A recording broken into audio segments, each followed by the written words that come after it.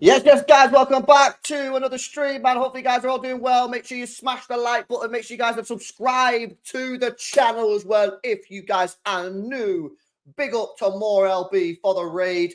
Let's get some shout outs in here first. Let's see who's in the building. Built to MCFC, Brand Holt, Lars Subhotty, built to Nabil, built to Asbestos Fan Herbal, built to Dave Riggins in the building. We got the Tabene there as well. MCFC, Crimey, A River, Rosan, built to Mank Ninja, Heavens in the building, Itchy Gold, built to Pardo, MCFRTV, Ryan Quinton, built to Melvin, Jay, Alpha, Bryson, Guffau, Karl, easy bro, no worries, man. Built to Mason, built to Stephen, Dynamo Drillers, Elias, Shravapol, Alec, Elias, Sam, Plastic, and many, many more. Hopefully you guys are all doing well, man. Guys, man, I just said ISIS then. Freaking hell. That channel is going a whole different way. You know what I mean? We can't be talking about that, guys. Are Arsenal in crisis? I can't lie. Well, first of all, for the people who don't know, Odegaard went off today with an injury and it looks bad, mate. It does not look good. Like, he's twisted his ankle, mate. Yeah. And I'm looking at the clip. Does not look good, mate. Like, I don't know how long he's going to be out for, and maybe he won't be out for anything. Maybe he'll be maybe he won't be out for any time at all, but I'd be very surprised if he's back for the Spurs game off of that picture. His foot is the completely wrong way, yeah? And this is why I said, man, this is why I said to the Arsenal fans, yeah, I think you've had a trash transfer window. Man.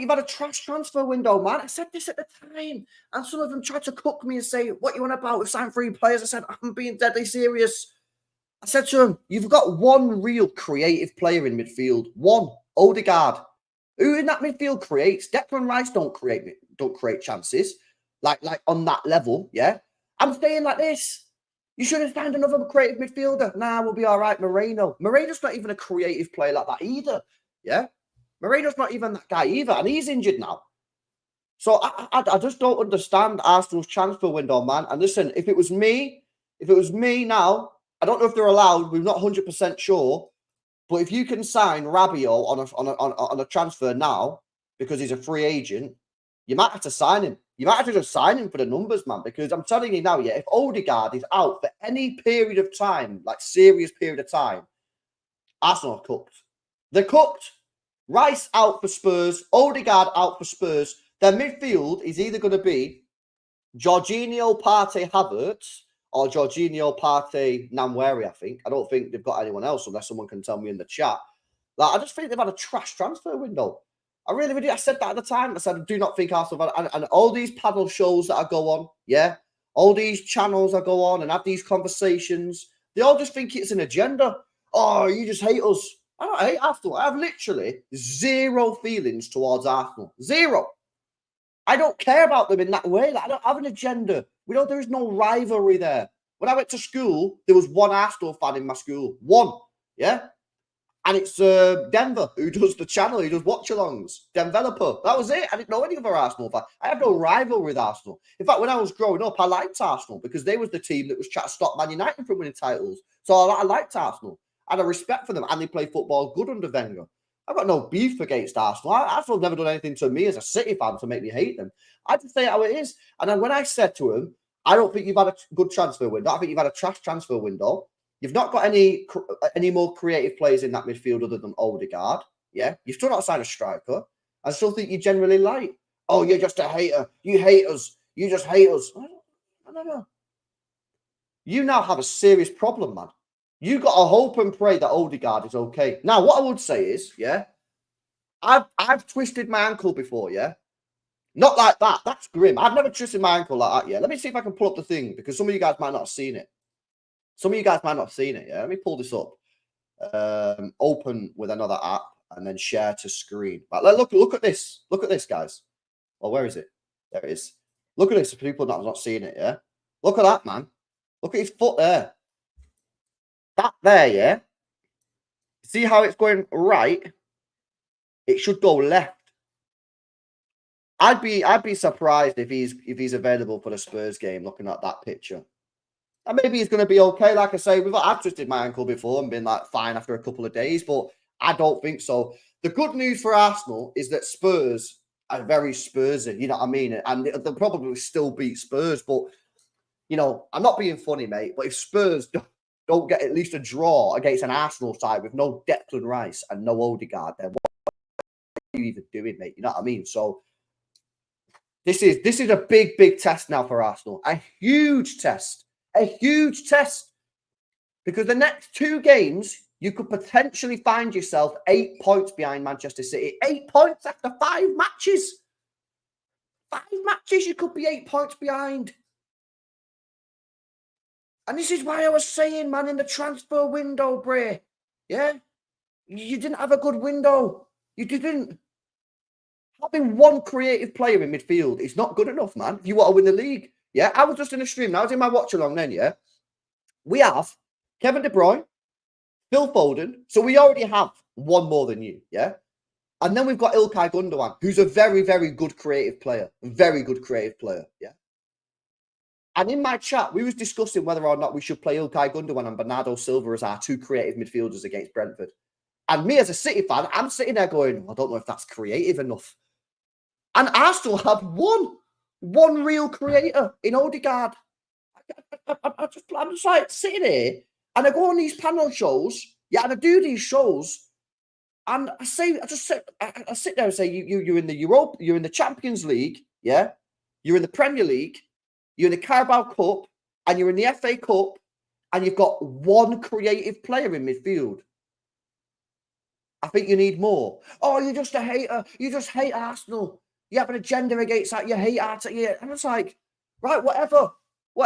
I'm just, you know what it is nowadays, yeah? I just don't even care anymore. I say what I think, and I'm just like, right, Arsenal fans won't like me because I'll just say something negative about the club, like you've had a trash transfer window, and they'll think if I've got an agenda against them, and then that'll be it. You know what I mean? But you're sitting here now and going, surely as an Arsenal fan, you're sitting there now going, yeah, actually, you know what? Having one creative player is not that good when you're in 4 competitions. 4 competitions and you've got one creative midfielder. Now, they're probably going to have to give Nwaneri a go. But this is the thing on Nwaneri now, yeah? It's not really fair, is it, on Nwaneri to now throw him into the thing? And obviously, they might have to play. They might start him against Spurs. Yeah, they might actually have to start him against Spurs unless they want to play Havertz in midfield. Well, this guy's played 14 minutes for Arsenal. 14 minutes.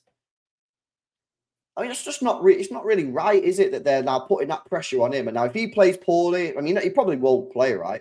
I'd be very, very surprised if Arteta starts him.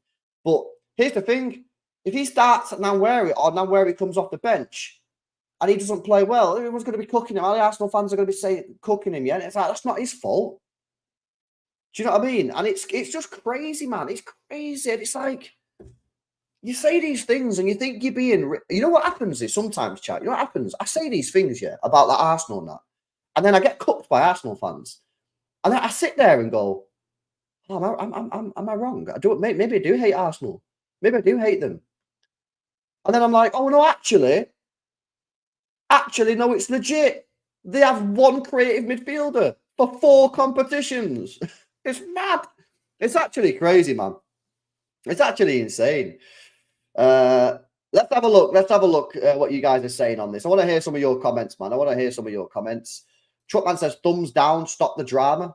I mean, I don't know who you support because you're not giving it away with the picture, but you think this is drama? You think this is drama? You're going into the North London derby without Declan Rice and probably without Martin Odegaard. You're probably going to have to play Havertz in midfield or a player that's played 14 minutes for you, yeah? And then you have Manchester City. And if you lose both games, which is a possibility, you'll be 8 points behind Manchester City. Bro, come on, man. This ain't drama, bro. This is what I'm saying. Your transfer window, yeah, it was trash. And when I said it was trash, Arsenal fans tried to cook me, man. Yo, big up Great Bassinet, bro. Good to see you, man. Now, only one creative midfielder is whack. We could start KDB, Foden, Bob, Silva, Gundo, Grealish, McAtee. This is what I'm saying. It's wild, bro. It is actually insane. And, like, I don't get why some Arsenal fans just don't see it. They don't see it. Some of them. They just say, nah, we're fine. And it's just like, right, okay, whatever. Yeah, maybe they play Trossard in midfield, bro. True. Maybe they have to play Trossard in creative midfielder.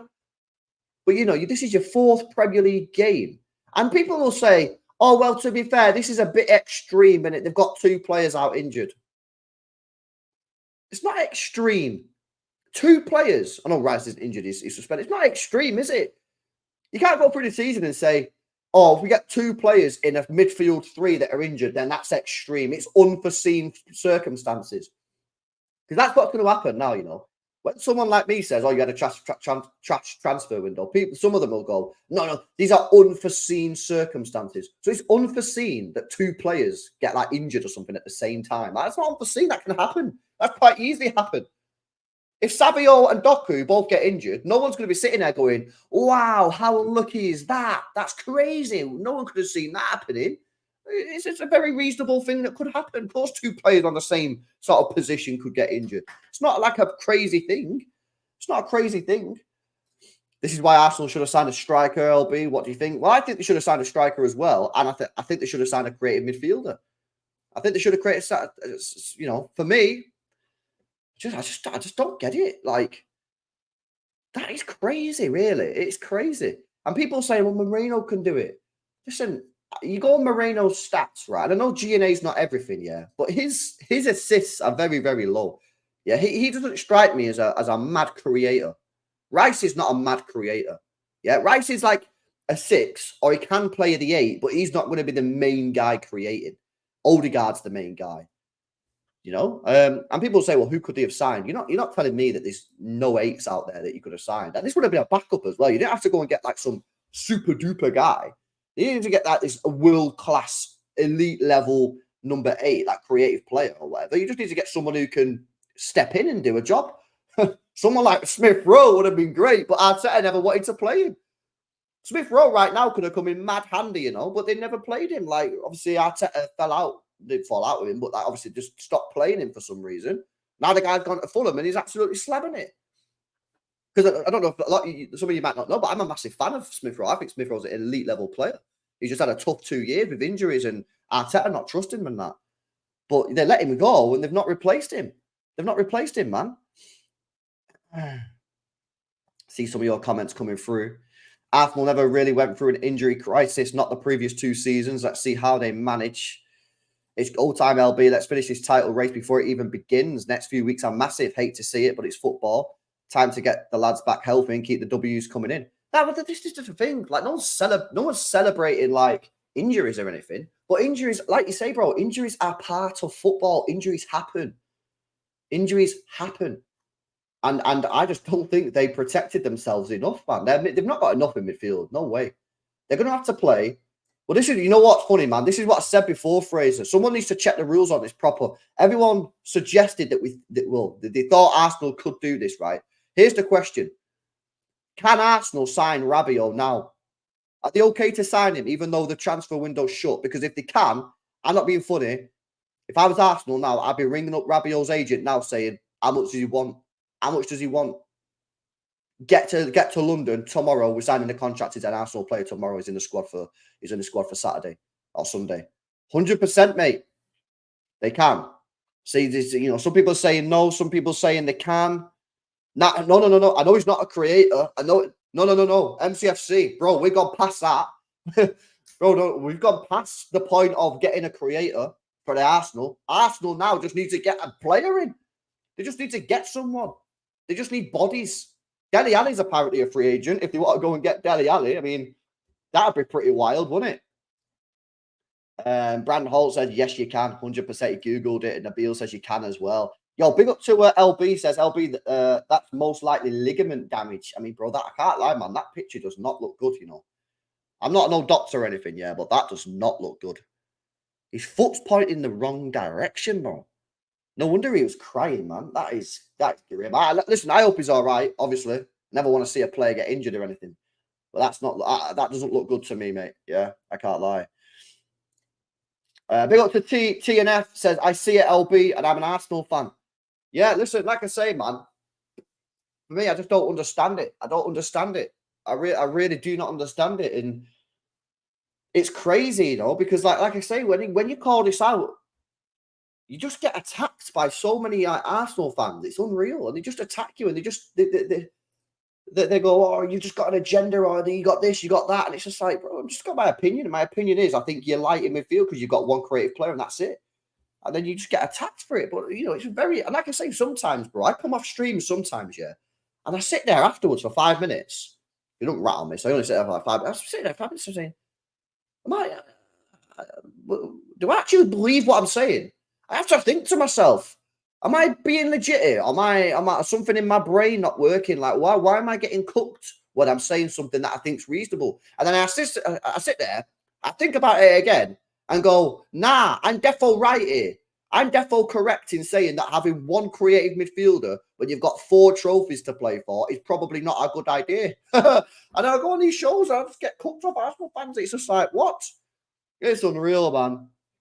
Honestly, it's crazy. It's crazy.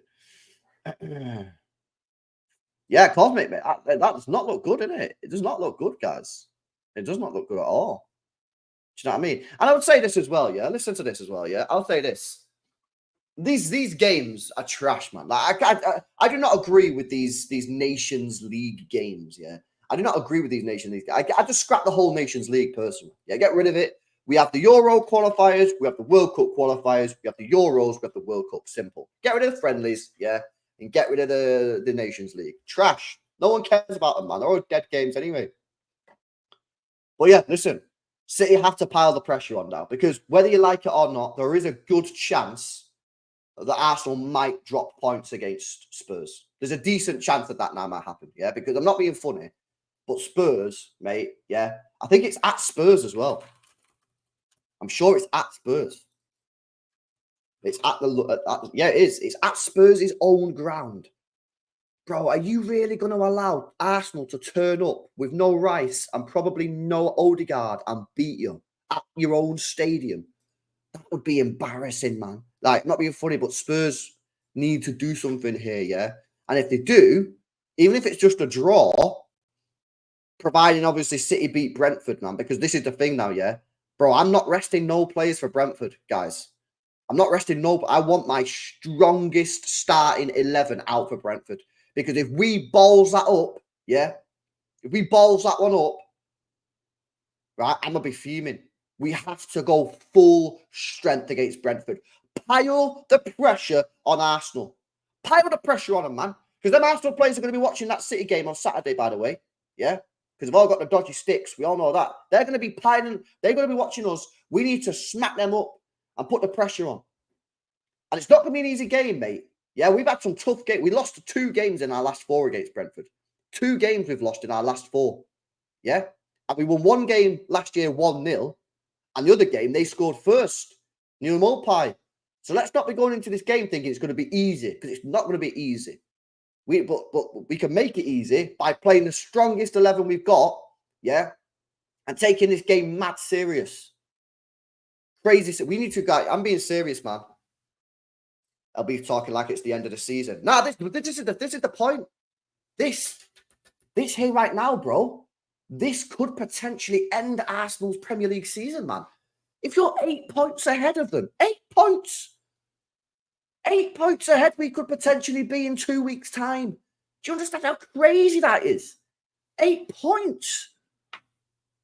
Obviously, we've got to beat Brentford and Spurs have to beat Arsenal, man. But that's pretty reasonable thinking. And to be 8 points above them.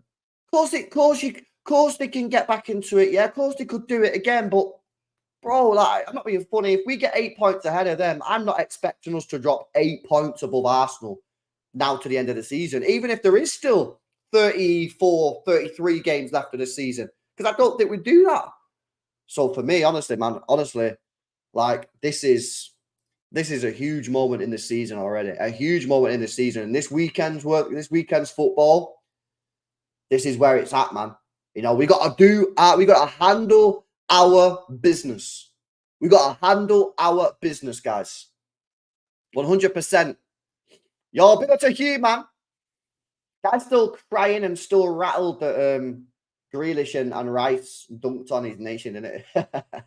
Guys, make sure you are smashing up the likes, by the way, as well. Come on, man. 600 people locked in. We're 10 likes away from 200. 10 people out of 600. Make sure you have smashed that like button. Make sure you guys are subscribed to the channel as well if you're new. Do you think Liverpool can surprise?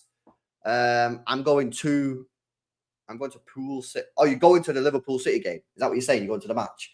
Listen, I think Liverpool have started a lot better than I thought they would in terms of the way they've played. I expected them to win all 3 games, regardless, yeah? But the way they've actually played the matches, I think they've actually played a bit better than I thought. So, potentially, I think Liverpool will surprise us to the upside. I still don't think they're going to have enough to win the league because here's the thing for Liverpool. If Salah gets injured, that's it. You ain't winning the league.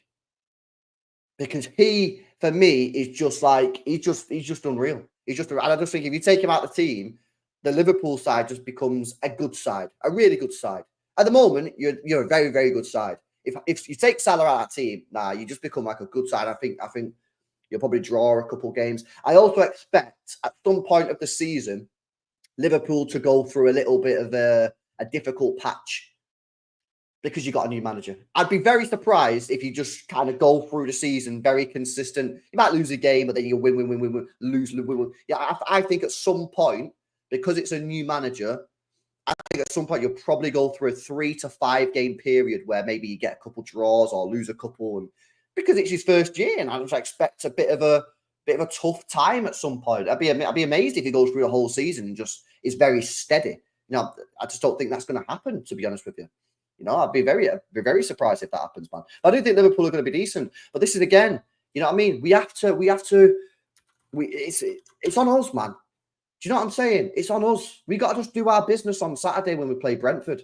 Liverpool play Forest at home. I expect a Liverpool W there. Listen, Forest on the day can cause issues, but it's at Anfield. I don't expect anything other than a Liverpool win there. If we handle our business, right, we can sit back on Sunday then. And listen, if Arsenal beat Spurs, which to be honest with you, I probably still predict Arsenal to win this game against Spurs. Yeah, because it's Spurs.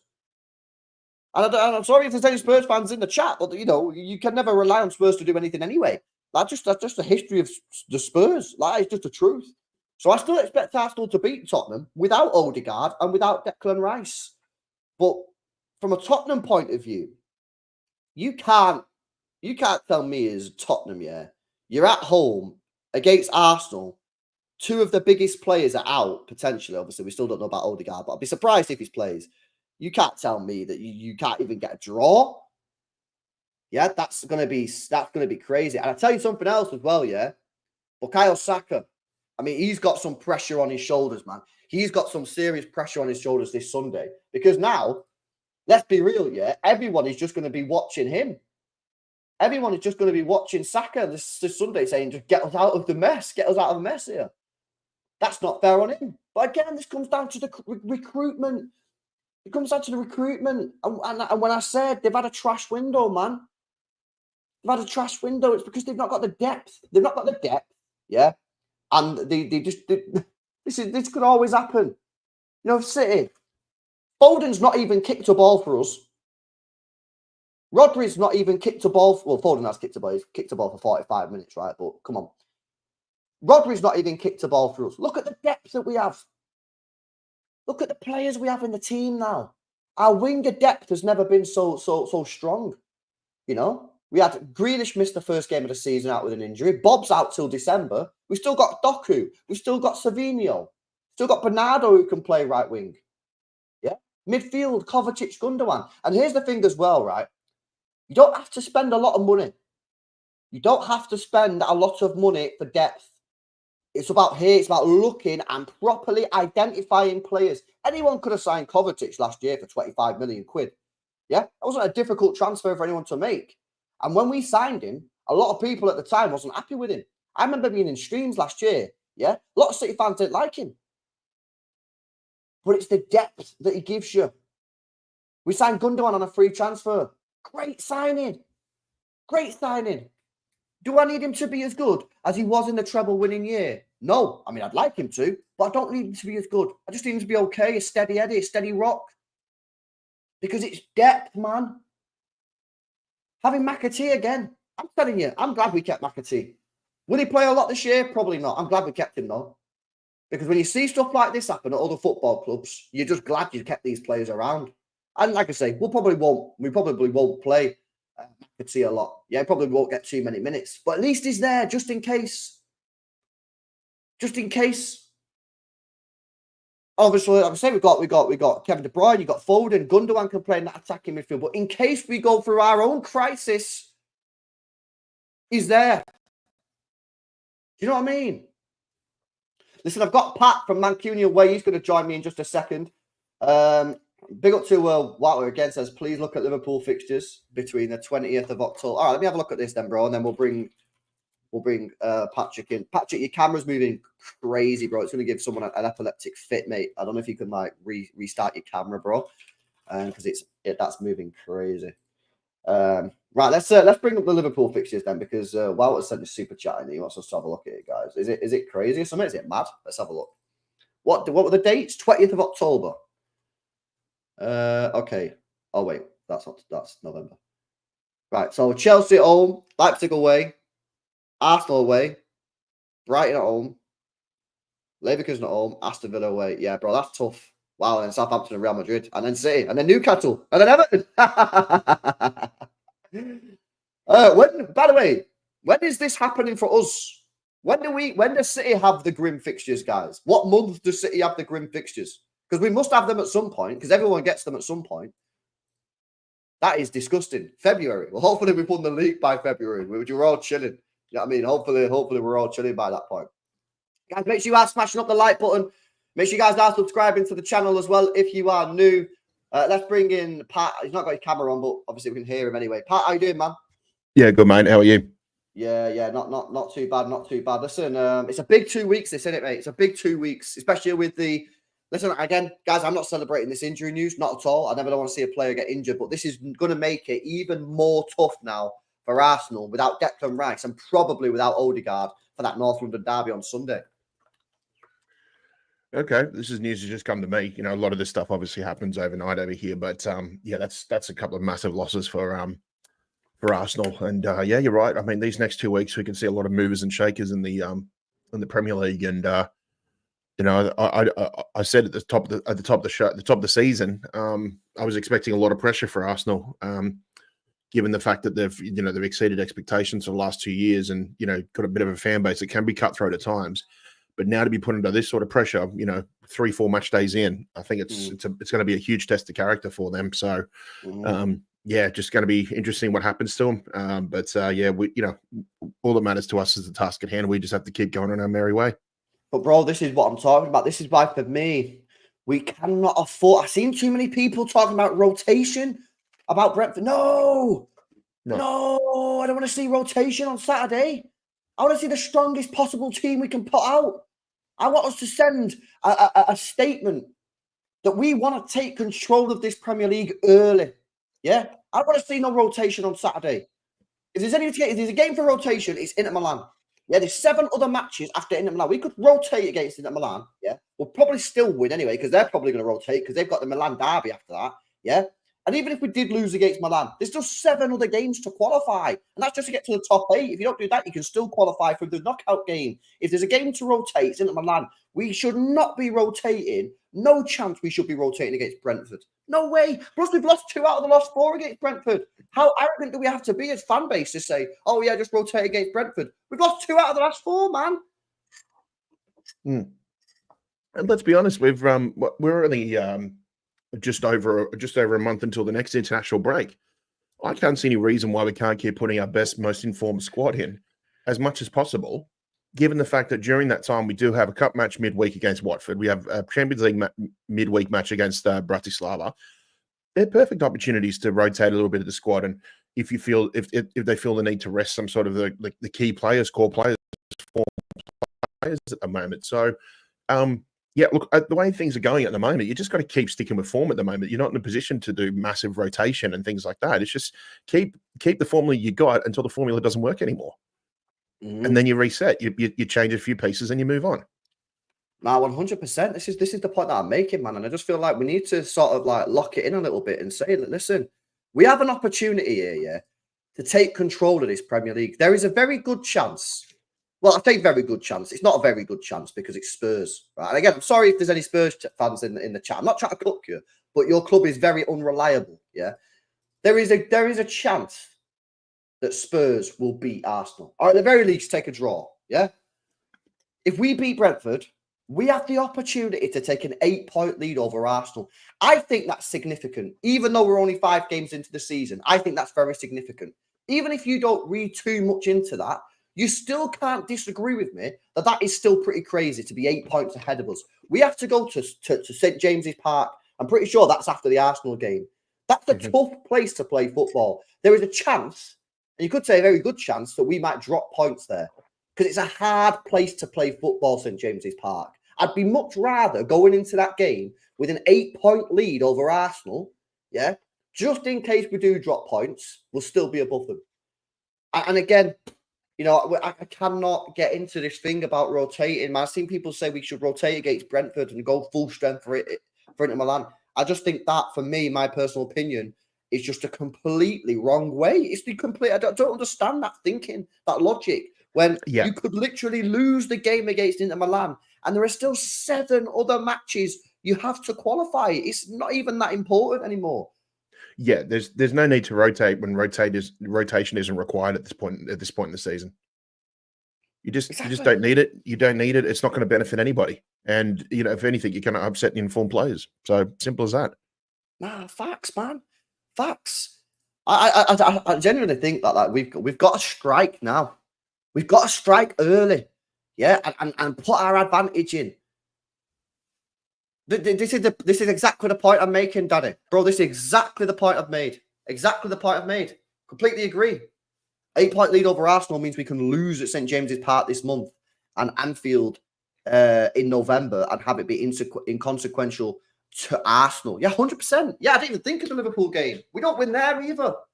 We don't win at Anfield. So if I said to you, what are the 3 hardest games in the season?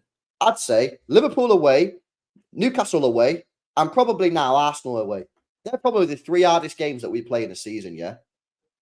If we get 8 points ahead of them, we could literally lose the game at Anfield, lose the game at St. James's Park, and still be ahead. I think Aston Villa away is a shout too, but it all depends on the form that they're in, I think. True, Aston Villa. Because as I said last season, I said when we played Aston Villa away in that early December, we played them at the wrong time of year. If we played them in August or if we played them in April, I think we would have got the job done. We just came up against a juggernaut that, in my opinion, was the most informed team in Europe at that time. Yeah, 100%. 100%. I agree. I agree with that 100%. But yeah, this is what I'm saying, man. You know what I mean? It's a situation that is nobody. Let's be honest, yeah. Nobody could have predicted this. No one could have predicted the opportunity to be 8 points ahead of them. Yeah, going into match day 6. We cannot allow.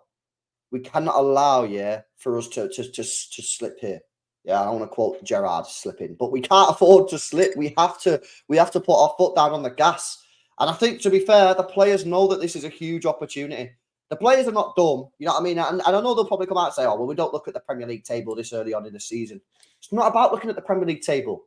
Yeah, we might not even be top if Liverpool win their 2 games. But you can't help but notice you've got an 8-point fucking gap against Arsenal, mate, if you win these 2 games and Arsenal lose against Spurs. So it is a crazy one, man. I can't believe that we're in this position. And listen, again, you know what? I'm kind of getting hyped for it, but if I'm being deadly serious, I don't really expect Spurs to do anything. I expect Spurs to get beat off Arsenal, if I'm being honest with you, but it's a chance. Yeah, I think it'll certainly be the most intriguing fixture of the match day, or match weekend. That's for sure. So I'll certainly be curious to see how it all pans out. But yeah, there's a lot of people from both sides of that derby who have been a bit concerned about the lack of consistency and the lack of form at the moment. So it'd be interesting to see what happens. I mean, there is a few Spurs fans online that are certainly hyping up because even though they lost to Newcastle, a lot of them do believe that they played well. And I saw moments in that match where they did play some decent football, but I just think they had the wrong pieces on the field at the wrong time. That was also. We'll just have to wait and see what they do.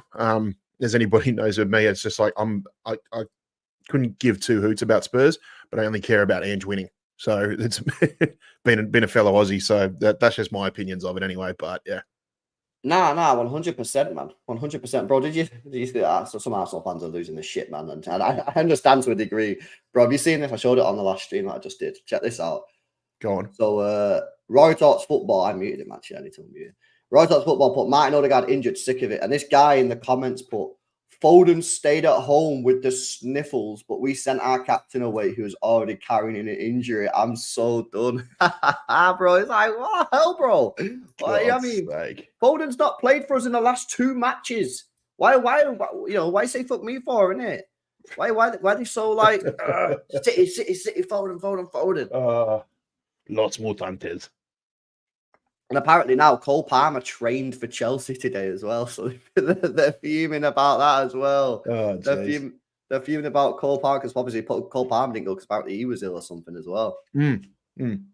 It's actually wild, man. Do you know what I mean? But again, for me, this goes back to their transfer window. Let me ask you an honest question, yeah? What was your honest views of the Arsenal transfer window this year? They signed Moreno, Calafiori, and Raheem Sterling. Because I mean, real, I said it was a trash. I didn't think it was a good transfer window. I said it's trash.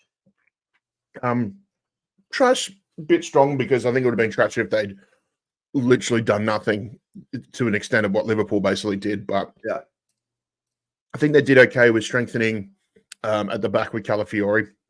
You know, good signing, but geez, that injury history would concern me if I was an Arsenal fan.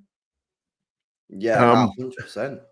Marino offers some really good depth in the midfield as well too. He's a smart signing as well. Mm-hmm. But then, you know, when your club comes out and basically says, you know, Raheem Sterling was never in our plans, and then all of a sudden at the 11th hour you decide to bring him in, and I think it's not bad business for them, you know, especially given that they only have to pay a third of his salary. Which is huge which is really good for Arsenal, you know, getting a player who can still offer you a fair bit. But, you know, since he went to Chelsea, we just haven't seen any glimpses of the Manchester City Raheem Sterling, that's for sure. And I hate to say it, Arsenal fans, but once he starts missing one or two shot chances, especially if it's in the North London derby, you're going to get as frustrated as we did over the 5 or 6 years that we had him. So best of luck to him. But yeah, look, overall, their transfer window, I don't know, I wouldn't say it was terrible, but it was just a bit weird. You know, like you know for a fact that the club was screaming out for a striker, their fan base was screaming out for a striker, and yet they go and do absolutely nothing about it. Mm-hmm. I mean, and you can't say it was a slow market either. You had options out there. Your biggest rivals went and got a striker for 65 million in Dominic Solanke, who, look, great form in Bournemouth and that, but still needs to back it up with multiple seasons of 15 to 20 goals a season before we can really you can really know if he's actually worth paying that amount of money for. Mm-hmm. And also this talk about going in the striker market too, that'd been going back since even before the January window, and yet nothing was done. I mean, I'm sorry, Arsenal fans, you really need to put the microscope over what is it, Edu and the board, the Cronkies and everything like that, and find out exactly what the hell they're doing. Because if you think that your answer to Erling Haaland is going to be Kai Havertz, a man who doesn't even know what position he actually is, then I think you're in for a bit of a long season. So anything, of course, I'll always stay humble. I said anything can happen in a Premier League season, and it usually does. 100%, man. But yeah, just what I'm seeing from them right now is just be careful and don't, I think there's more pressure on you, on Arsenal, than there will be on City, because we've done it. It's now up to them to try and, raise the stakes and put more pressure on the champions. Well, you know what's mad but they've had a summer that wouldn't suggest that they want to put any pressure on us. Which is why I said it's trash, because when I say it's trash, right, and you said that's maybe like a little harsh, yeah. I get that they've signed Calafiori, that looks like a good squad like builder signing, and obviously they had Timber that come back as well. So the defense now looks pretty solid, yeah. They've signed this Moreno guy who looks like he can do this like sort of left 6'8" hybrid role, right? And they've signed Sterling, right? I look at those and say, actually, Calafiori to back up the defense is not a bad signing. Moreno, don't really know too much about him, but again, it's squad depth, not too bad. And they signed Sterling, who actually, to be honest with you, it's a coin flip. If they can get him back to anywhere near the form back in 2019, what a signing. But, since 2019, he's not really been that good. So it's a bit of a risk, right? The reason I think it's trash, and I should have said this before, so I'm kind of glad you just mentioned that, is because it lacks ambition. Mhm. You know how close Arsenal are to winning this league? You know how close they are? They're this freaking close, bro. That close they are to winning the league. They're so close. They're not a million miles away. They've got a decent team. They just need to invest the money properly. And last year when they signed Rice, I thought, oh, damn, they're actually being serious. They didn't really sign anyone else on top of that made me go, oh, yeah, this is a serious situation. This year was the year that they need to go bang, bang, bang, bang. Make some big signings. And then we're all sitting here as City fans going, shit. The reason I say it was trash, is because it lacked ambition. And it tells me that, and it's the same, by the way, Liverpool fans, you get the same treatment. They just lack ambition. Everyone sits there, does these videos on YouTube going, oh, Man City are ruining the Premier League, 115, 115. And I sit there and go, these guys are so thick, you know. They're so thick. Because they don't want to hold their own teams accountable. They don't want to look at their own owners, their own board, their own sporting directors, maybe managers, and saying, how come we're not fucking signing anyone, mate? Again, Liverpool are not a million miles away from winning this league. They've got a pretty good starting 11, but they've got no depth. They've got no, you know, Salah gets injured. They're not winning the league. They're not winning nothing probably without him. Yeah. And I look at it, bro, and I go, this is why, Jose Mourinho back in May 2024 said that Pep Guardiola is laughing because he knows he's got this Premier League on lockdown. He knows he's got it on lockdown because they're not serious. And as well, just before I bring you back in, bro, I thought to myself, a theory. It's only a theory. It might be complete BS, but it's a theory. Do you think City would have only spent £25 million this transfer window if Arsenal and Liverpool would have gone massive in the transfer window? No, I think elements of our proposed summer transfer window for 2025 would have come in a year earlier, in my opinion. And I think if Arsenal were serious, and even if Liverpool were serious, they would have gone out and probably got like the Jamal Musialas of the world or something like that, an absolute number 10 who can, out and out midfield, or a number 10 who can just take the game by the scruff of the neck. Not just sort of these, just sort of these midfielders that can attackers that sort of share the load and all this sort of stuff, or basically become the big man and change roles. Just someone who can take over and just be basically the man for the job every single game, day in, day out, and everything like that. What they need is someone like that who can really just sort of take games by the scruff of the neck, even if the rest of the squad isn't necessarily clicking that much, and just go and take it for themselves. Thinking KDB away at Newcastle last season, that sort of performance you can get from him.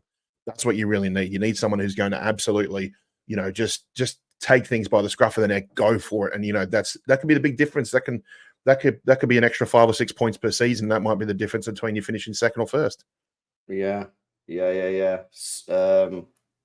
So they reckon it might just be a sprain, which is a week to 2 weeks out. But if it's 2 weeks, he's going to miss the City game. He's going to miss the freaking North London derby. So, regardless, listen, I hope he's fit. I don't want him to be injured. I don't want anyone to be. I always want to play the best. I do. But it is what it is. But again, if he misses these next 2 games, and that could be crucial because of the situation that they put themselves in. But it just comes back to, again, are these teams in this league actually serious? Because everyone wants to blame Manchester City. We spent 25 million euros. That's it. 25 million euros. Liverpool is there a shout to say the PSR? Sorry, mate. Is there a shout to say the PSR thread is almost a club's excuse for not spending too much? Yes, but I've told this before. Profit and sustainability. These words. They're fucking magical to these owners because it gives them an excuse not to spend money.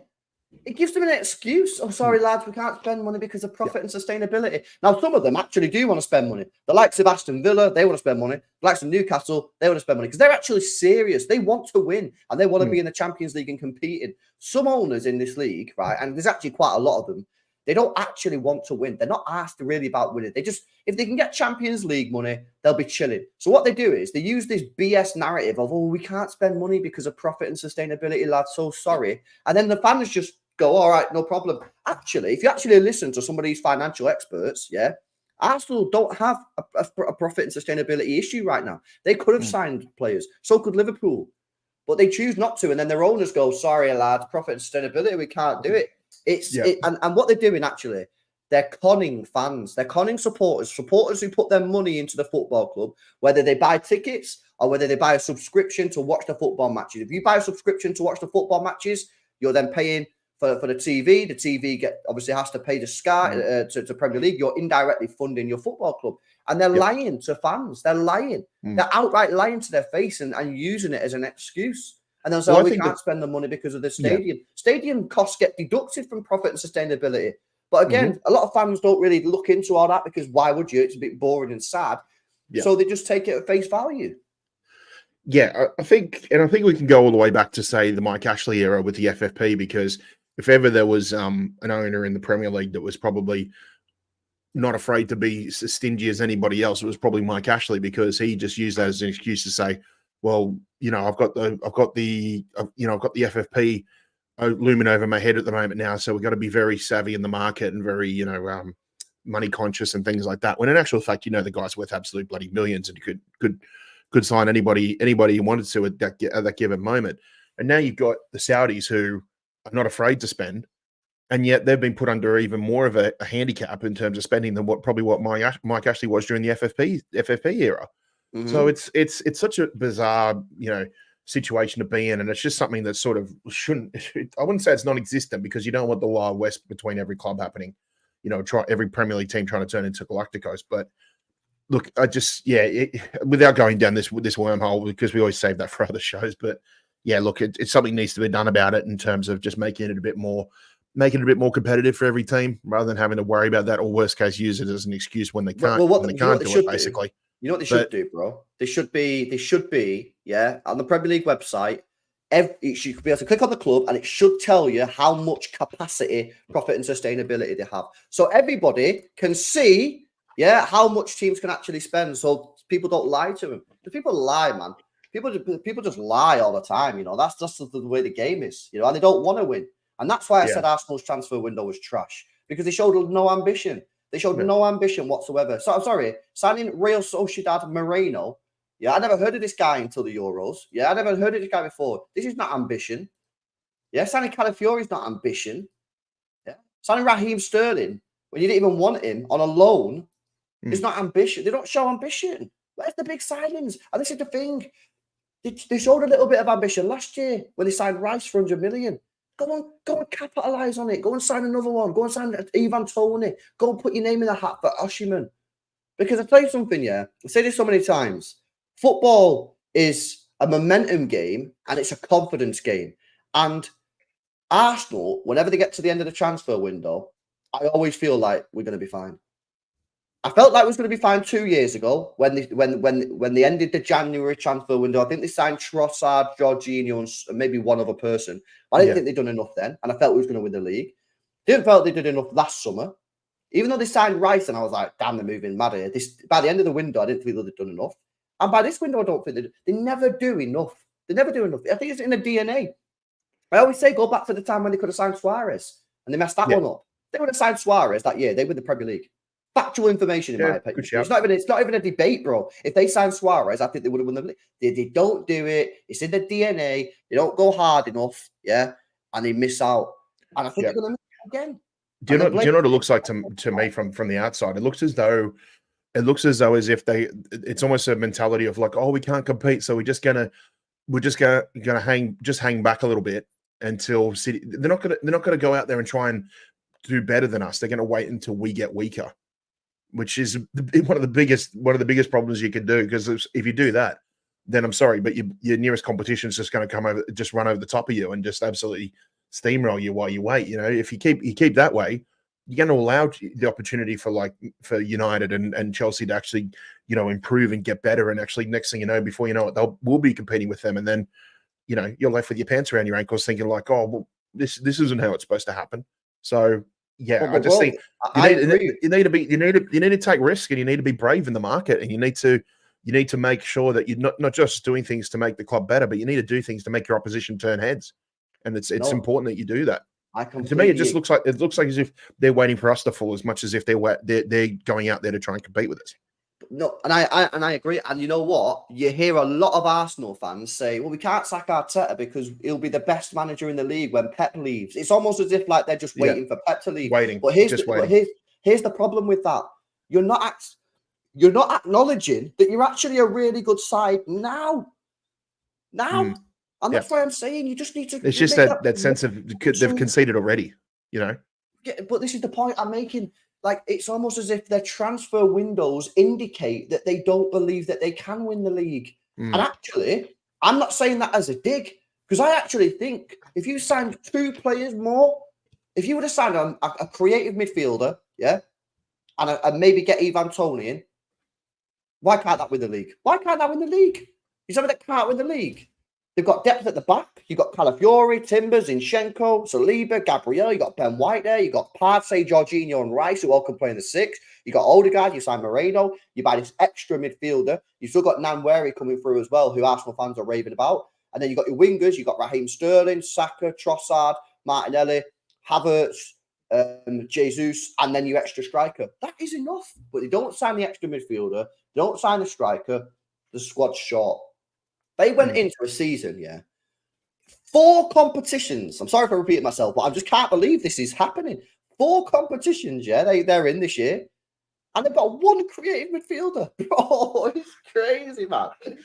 It's crazy, bro. We have Kevin De Bruyne, Phil Foden, Ilkay Gundogan, McAtee, Bob can play there, Bernardo Silva can play there. It's crazy, man. It's like, and again, and people say, "Oh, why get so into it?" Listen, I'm passionate. I'm a passionate football fan. Yeah, when I do the watch-alongs, even when I do non-City watch-alongs, chat mode, I get into the game. Man, I'm passionate. I like speaking about football. You know what I mean? I like talking about it. I get into it. I'm invested in the game, and it's just strange to me. It's really strange to me how they move. Let me read this super chat out. Big Up Chicken Wing says they were very lucky last season. If they have injuries, Chelsea, Spurs, City, Liverpool, Newcastle, and United had last season, they'll finish 6th. Says Chicken Wing. Well, listen, you know what? If they do get a couple of bad injuries to key players, and you know what's mad about this as well, right? I'm actually have to back up Bukayo Saka here, guys. I'm gonna have to back up Bukayo Saka, yeah. Sorry. Once I'll come to that in a sec. I'm gonna have to back Bukayo Saka up here now because you know what's gonna happen now to Bukayo Saka. If he doesn't play well on Sunday, he's gonna take basically all the blame. If Arsenal lose or draw and he doesn't play like mint, he'll take all the blame because he's now the guy that they're looking at, to get them across the line. And I don't think that's right. You know what I mean? I think that, and this is the pressure now that Arsenal, the board, Edu, and maybe Arteta, if they're working in tandem on these transfers, this is the pressure that they're putting on people like Saka, like Havertz. They shouldn't be under that much pressure, man. No, and let's hope we don't see, people have mentioned before. They say when Saka drops a stinker, then he gets substituted, he'll walk off limping or pretending to be limping with an injury. So let's hope we don't see any of that sort of, charade. Basically, look, I agree with you, mate. I think I'll give credit. I think Bukayo Saka is a fantastic footballer in that, but I think if you really want to get the best out of him, then you need to be looking at, adding a bit more squad depth to that position. You need to make it competitive. Because that's what made our players so good whenever they played, was that there was just the spoil of riches and there was so much depth in there that you knew as soon as you started to drop off, there was 3 or 4 players ready there to take your position. I think that's the problem. I just think Saka's put on such a pedestal by Arsenal and by the Arsenal fans that I think if they were willing to bring in some competition for him, to fight for that position, for that starting role every single week, I think you get a lot of Bukayo Saka fans and that basically going at the club about it basically, but because he's always in there on the team sheet week in, week out, I think it just sort of gets sort of gets ignored a little bit. And I think they're missing a trick there. If you got some more competition in, you'd probably get a better player, you'd probably get a better performance out of him week in, week out. No, I listen, I completely agree. This is an interesting comment from GS. Says they signed Calafiori, who's one of the best centre-backs in Serie A. That's ambition. Mikel Moreno is a good player for what Arsenal need. No, Calafiori is a decent signing, right? Because obviously he done well last year, but did they really need Calafiori over another attacking midfielder? I don't think they did. I think an attacking midfielder was more of a priority than Calafiori because they had 1 attacking midfielder, bro. They already had Timber coming in. Timber was basically like a new signing this year anyway, because he hardly kicked a ball last year. So I think signing Calafiori is a good signing. I'm not saying it's a bad signing. My point is they prioritised him over a position that, in my view, just my opinion, you can disagree, is more important. And the reason I think it was more important, the creative midfielder position, is because they've got one creative midfielder in the side. Listen, Moreno is good squad depth, but he's not going to be that guy that unlocks defences time after time like Odegaard does. And I still think they needed a poacher in front of goal. Listen, that's my views. And we'll see how it gets on, man. But listen, I am going to wrap it up in a sec because I know Lee's going live on his channel. I'm going to raid Lee and send you over there. He's going to be going sick. But yeah, man, just like your final thoughts on these next two games, bro. Brentford, Premier League games, Brentford at home, Arsenal at home. This is a massive opportunity, isn't it? Yep. And feeling plenty